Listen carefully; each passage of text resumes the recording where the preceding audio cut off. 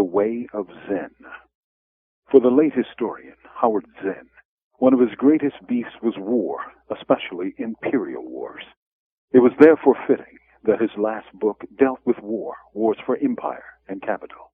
His last work, published posthumously, was The Bomb, which attacked the central rationale supporting the U.S. use of nuclear bombs on Japan, indeed on Japanese civilians. Zinn, ever the social critic, examined the bombing of Japan in August 1945 from the perspective of today's discussions about terrorism to show America's deep hypocrisy.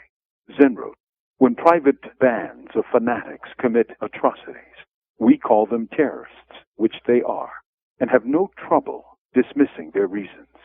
But when governments do the same, and on a much larger scale, the word terrorism is not used, and we consider it a sign of our democracy that the acts become subject to debate.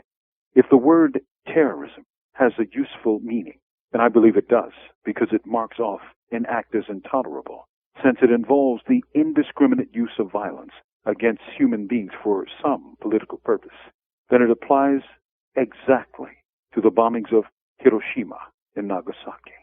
For Zinn, all war was a violation of the most fundamental of human rights, the right to life, dignity, and social progress. Zinn, if he were alive today, would be equally critical of the continuing imperial carnage in Iraq and Afghanistan. As an historian, he knew well that wars began with lies and ended in disaster, destruction, and loss. From death row, this is Mumia Abu Jamal. These commentaries are recorded by Noel Hanrahan of Prison Radio.